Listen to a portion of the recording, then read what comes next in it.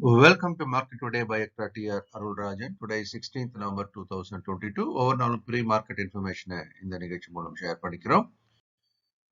நேத்திக்கு முடிஞ்ச US market அப்படின்றது சற்றே வலுவாக தான் முடிஞ்சிருப்பதா பார்க்குறோம். டவ் ஜோன்ஸ் 0.17% என்ற அளவுக்கும், S&P 500 0.87%, நாஸ்டாக் 1.45. இது மூலம் நாஸ்டாக் ஓரளவுக்கு வலிமையா இருக்கிறத நம்ம பார்க்குறோம்.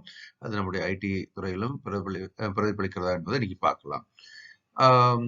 அதே நேரம் ஆசிய சந்தைகள் அப்படின்னு எடுத்தீங்கன்னா அந்த அளவுக்கு அந்த யூஎஸ் மார்க்கெட்டோட தாக்கம் இன்னைக்கு பெருசா இல்லை.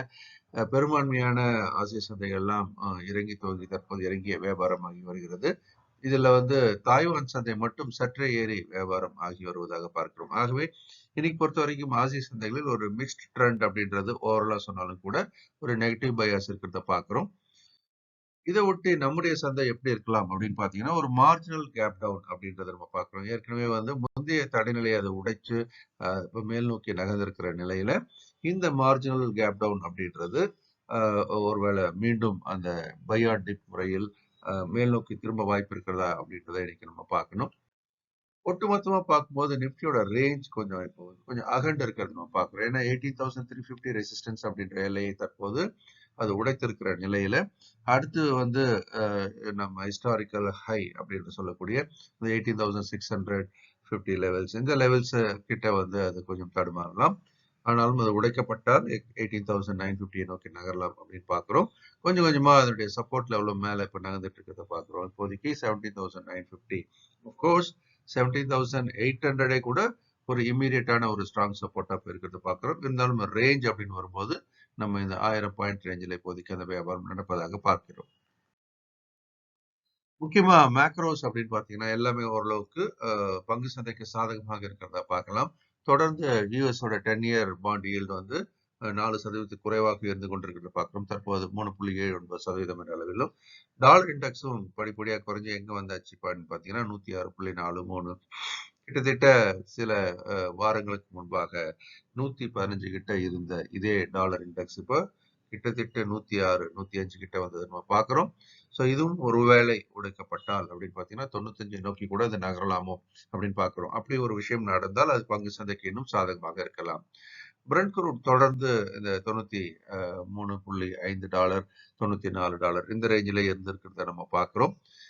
நவம்பர் மாசத்துல இருந்து OPEC production cut 2 million barrel per day அப்படின்றத நம்ம பார்த்தோம்.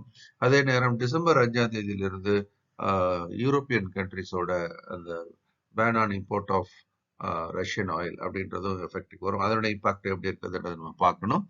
தங்கம் தொடர்ந்து ஏறுமுகமா இருக்கிறது நம்ம பார்த்துக்கிட்டு வரோம். எப்போ டாலர் இறங்க ஆரம்பிச்சதோ தங்கம் அதனுடைய எதிர் திசையில் தற்போது வலிமையாக நகர்ந்து கொண்டிருக்கிறது. இது இப்போதைக்கு அப்படின்னு பாத்தீங்கன்னா இந்த 1800, 810 இதில் முதல் தடையில இருக்கிறதா நம்ம பார்க்கிறோம். $1810 பெர் அவுன்ஸ் அப்படின்ற நிலைமையில அது உடைக்கப்பட்டால் மீண்டும் அது இன்னொரு $100 வரைக்கும் கூட தொடர்ந்து ஏறுவதற்கான வாய்ப்பு இருக்கிறது. யூஎஸ்டி ஐஎன்ஆர் அப்படின்னு பாத்தீங்கன்னா தொடர்ந்து சற்றே வலிமை அடைந்து கொண்டே வருவதை பார்க்கிறோம். 80.96 சில வாரங்களுக்கு முன்பாக 82.9 இருந்தது பார்த்தோம். இப்போ கிட்டத்தட்ட ₹2 என்ற வலிமை அடைந்திருக்கிறது நம்ம பார்க்கிறோம். காரணம் டாலர் இண்டெக்ஸ் ஆனது தொடர்ந்து இறங்குமுகமாக இருப்பதே ஆகும். ஆக இன்னும் டாலர் இண்டெக்ஸ் தொடர்ந்து இறங்குமுகமாக இருந்தால் ரூபாய் இன்னும் வலுப்பெற்று ₹78.50, ₹79, 78 நோக்கி இன்னும் ₹2 கிட்டத்தட்ட கூட அது நகர்வதற்கான வாய்ப்பு இருப்பதாக பார்க்கலாம். எஃப்ஐஸ் அப்படின்னு எடுத்துக்கிட்டோம் அப்படின்னா தொடர்ந்து இப்போ வாங்குவவர்களாக இருந்தவர்கள் சில தினங்கள் அப்படின்றது குறிப்பா நேற்றுக்கு அப்படின்னு போகும்போது செல்லிங் ப்ரெஷர் இருக்கிறத நம்ம பார்க்கிறோம்.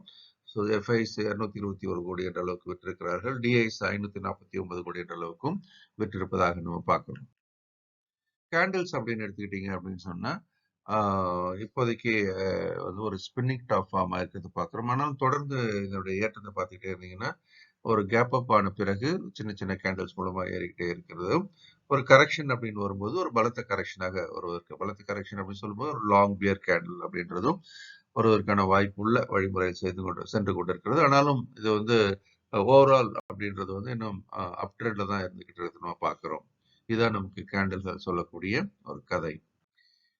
Stock market for living mentorship program 21/11/22 ஆரம்பிக்குது.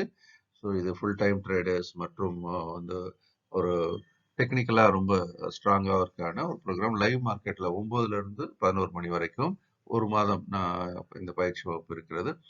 அடுத்து ஒவ்வொரு நாளும் காலையில் 11 மணிக்கு நிஃப்டிய யூடியூப் சேனலில் எக்ட்ரா டிவியில் லைவாக நம்ம அனலைஸ் பண்ணுறோம். தினம் பணமுனருக்கான வாய்ப்புகள் இதில் அடையாளம் காட்டப்படுகிறது. இதையும் நீங்கள் பார்த்து பலனடையலாம்.